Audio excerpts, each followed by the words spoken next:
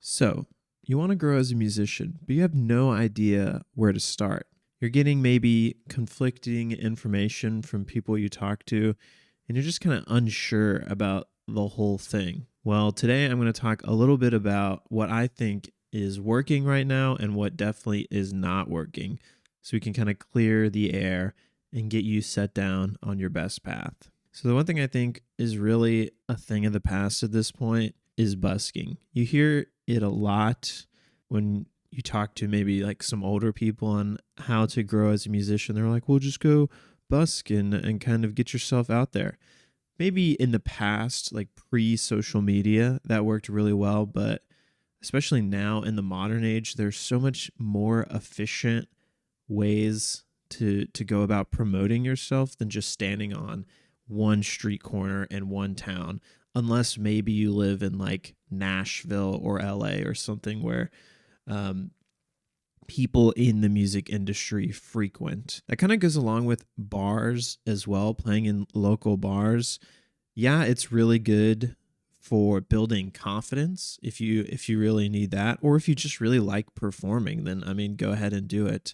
But as like a tool for promotion, it's not super good because it's just so niche. You can only reach so many people at a bar in a given day. Really, what I think you should be focusing on right now is social media, mainly YouTube, TikTok, and Instagram. Those I think are seeing the kind of biggest gains right now, or they're kind of the most prominent, especially for people in music, and using them as a tool for promotion. Maybe like virtual busking, if you could think. Now, the reason that I'm kind of choosing to focus on your YouTube, TikTok, and Instagram, it's not that the others aren't warranted. A lot of people still drive traffic through Facebook or Twitter, but when you're growing your first, 1,000 or so followers, it really helps to kind of hone in on a few key specific places and build from there. And the first one that I kind of want to talk about in depth is YouTube. We all know it. We all love it. YouTube as the second largest search engine in the entire world. And it's where a lot of people go to find things that they enjoy. So I think being on YouTube is basically a must in this modern era. And I like to think of YouTube as the kind of hub for everything, the hub for your entire digital life. YouTube is really like the center where other things kind of spoke out of. It can be your home base. It could be where you even publish your music onto, especially music videos. They all end up on YouTube. And it's also where you can grow a following that's engaged in like your personal life and following like you behind the scenes.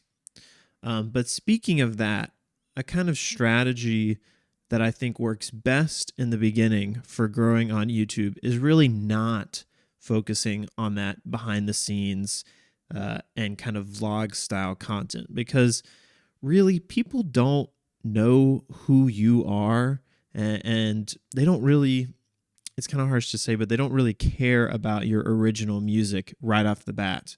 You just think about it, like if how would you discover John Smith in Seattle if you had never heard about them and knew nothing about them? If you go onto YouTube, like you would have no way to discover their original works, right? But if John Smith were to say, cover a song that you really liked, and you were searching up that song, then you're much, much, much more likely to find John Smith. And if you really like John Smith, then discover maybe some of their original stuff or some other stuff they've been working on.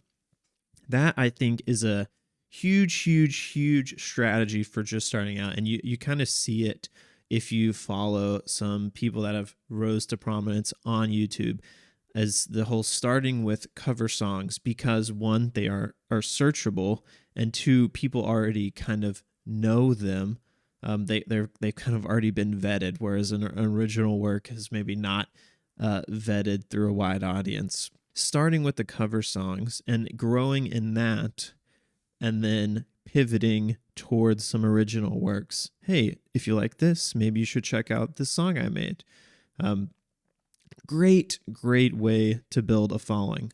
Or if you are more of an entertainer, I guess, all musicians are entertainers in some aspects, but if you're maybe more on the comedic side or a little funny, you can kind of go that route with doing some more kind of entertaining videos, and using that to pivot to your original works, or even educational videos if you're really skilled at your particular way of making music. Maybe you're a guitar virtuoso, or really good on the keyboard, or just really good in Logic or Ableton. Using that as the key to pivot to your original works works wonders. Just remember, it's got to be searchable, because if they can't find it, then they won't watch it. Maybe this is even a good example. So what if I just search like John Mayer cover? Suddenly I'm introduced to all of these people that I've never really even heard of. Like, I have never heard of Alice Christensen, even though she almost has 1 million subscribers. But since I searched something like John Mayer cover, I'm introduced to her for the first time, and I can click through and watch her kind of videos.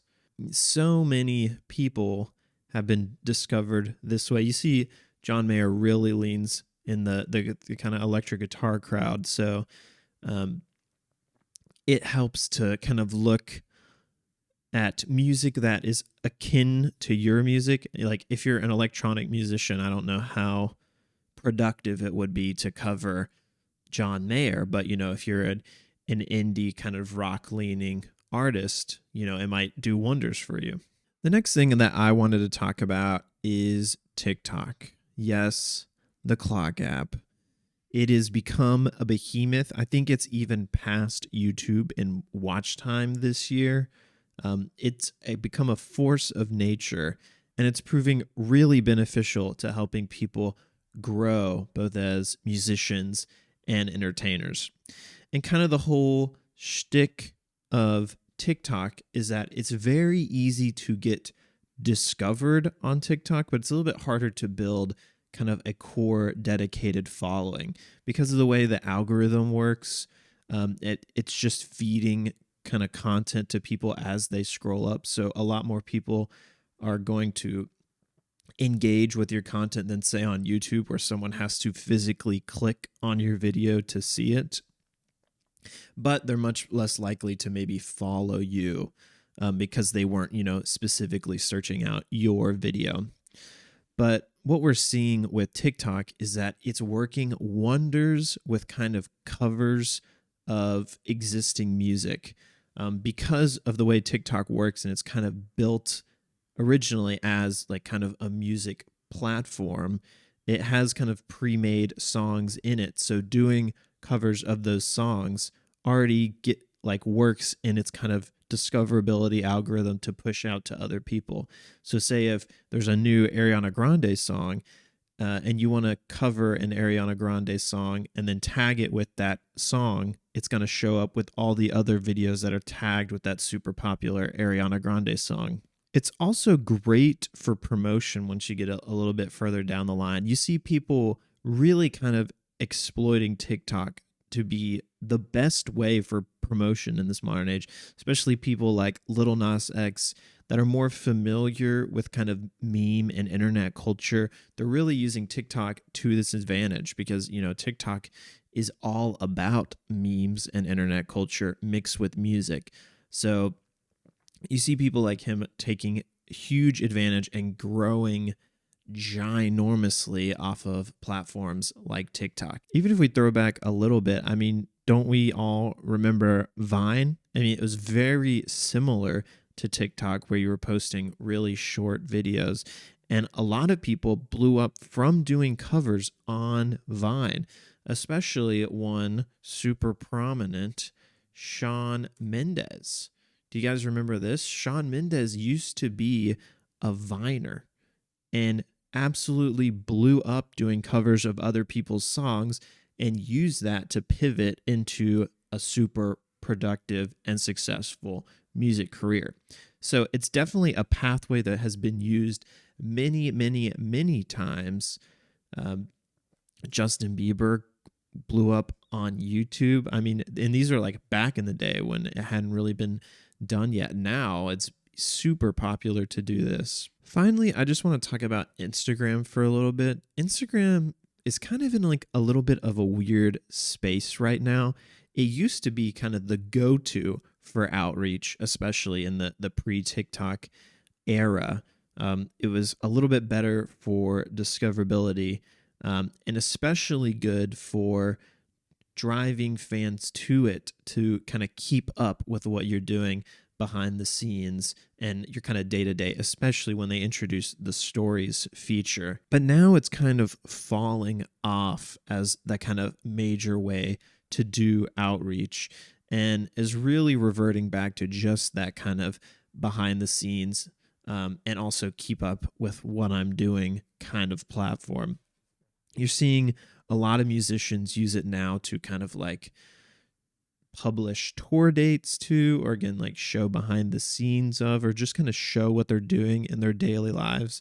And you know how I kind of said that that's not our goal right now, is to do that kind of behind the scenes vlog stuff. That comes after you start to gain a following. So really Instagram, I think, should not be your super primary focus. But as it is still kind of in that top 3, you should be kind of using it as leverage once you start to get other people kind of tuning in on your other platforms, driving them to Instagram so that you have a place where you can update them when you come out with new music or have a new tour date or something like that. It's a really good way to kind of, it's almost like a social media newsletter. I like to think of, hey, this is what I'm doing. This is what I'm doing. And hey, I just came out with this. Here's where you can check it out. Hey, I have some new music coming out. You can pre-save it here kind of platform. So that's what I'm thinking is the best way to grow as a musician right now. Gone are the days of busking on the streets, maybe even playing in local bars. And really, we're trying to hamper in on social media as it's the best way to get discovered in this kind of modern era. We're going to focus first on being discovered, and we do that through kind of searchable stuff. So like covers, or entertaining videos or educational videos. Focus on getting discovered and using that to pivot an audience towards original works. And we can kind of keep up to date with our audience through apps like Instagram and use that to further promote what we're doing. That's basically it for this one. If you like this video, why don't you check out this one I did about the best way to learn Logic for free, or you can check out the best way to learn music online. That's it for me. I'll see you in the next one. Bye-bye.